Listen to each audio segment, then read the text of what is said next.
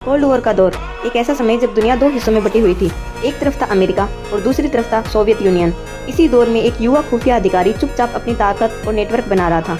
किसी ने नहीं सोचा था कि वही व्यक्ति एक दिन रूस का सबसे शक्तिशाली नेता बनेगा। उसका नाम है व्लादिमीर पुतिन। तो चलिए जानते हैं व्लादिमीर पुतिन की एक साधारण व्यक्ति से दुनिया के सबसे शक्तिशाली नेता बनने की कहानी हमारे आज के इस वीडियो में इन्फोवर्स के साथ। 7 अक्टूबर 1952 सोवियत शहर सेंट पीटर्सबर्ग, जिसे उस समय लेनिनग्राड कहा जाता था, यही एक साधारण परिवार में जन्म हुआ व्लादिमीर पुतिन का। उसके पिता एक फैक्ट्री वर्कर थे और उनकी माँ एक साधारण गृहिणी। बचपन आसान नहीं था। गरीबी, कठिन जीवन और सख्त अनुशासन ने पुतिन के व्यक्तित्व को मजबूत बनाया। कम उम्र में ही पुतिन ने सीखा आत्म अनुशासन और नियंत्रण। उन्होंने जूडो और सांबो जैसे मार्शल आर्ट्स सीखे और बाद में जूडो में ब्लैक बेल्ट हासिल किया। यही डिसिप्लिन बाद में उनकी राजनीति रणनीतियों में भी दिखाई दिया। 1975 में पुतिन ने ज्वाइन की सोवियत संघ की खुफिया एजेंसी KGB। एक सीक्रेट इंटेलिजेंस ऑफिसर के रूप में उन्होंने कई साल तक काम किया। उन्हें जर्मनी के शहर ड्रेसडेन में भी तैनात किया गया, जहां उन्होंने कोल्ड वॉर के दौरान गुप्त ऑपरेशन संभाले। 1991 में सोवियत यूनियन टूट गया। दुनिया की सबसे बड़ी सुपर पावर अचानक बिखर गई। इस ऐतिहासिक घटना को कहा जाता है dissolution of the Soviet union.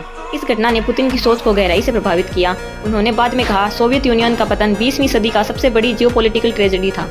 Soviet union टूटने के बाद पुतिन ने राजनीति में कदम रखा। 1999 में रूस के राष्ट्रपति बोरिस येल्त्सिन ने उन्हें देश का प्राइम मिनिस्टर बनाया, लेकिन कुछ ही महीनों के बाद येल्त्सिन ने अचानक इस्तीफा दे दिया और 31 दिसंबर 1999 को पुतिन बन गए रूस के एक्टिंग प्रेसिडेंट। 2000 में चुनाव जीतकर पुतिन आधिकारिक रूप से रूस के प्रेसिडेंट बन गए। तब से लेकर आज तक रूस की राजनीति में उनका दबदबा बना हुआ है। उनके नेतृत्व में रूस ने अपनी मिलिट्री ताकत और ग्लोबल इन्फ्लुएंस को फिर से मजबूत करने की कोशिश की। पुतिन की फॉरेन पॉलिसी पश्चिमी देशों के साथ टकराव में रही है। खासकर नाटो के विस्तार को लेकर रूस और पश्चिम के बीच तनाव बढ़ता गया।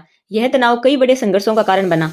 2022 में रूस ने यूक्रेन पर सैन्य हमला शुरू किया। इस युद्ध को कहा जाता है रशियन इन्वेजन ऑफ यूक्रेन। यह युद्ध 21वीं सदी के सबसे बड़े जियोपॉलिटिकल कॉन्फ्लिक्ट में से एक बन गया और इसने दुनिया की राजनीति को हिला दिया। कुछ लोग पुतिन को रूस का मजबूत राष्ट्रवादी नेता मानते हैं, जबकि आलोचक कहते हैं कि उनकी सरकार में लोकतंत्र और मीडिया की स्वतंत्रता कमजोर हुई है। लेकिन एक बात साफ है, व्लादिमीर पुतिन 21वीं सदी के सबसे प्रभावशाली और विवादित नेताओं में से एक है।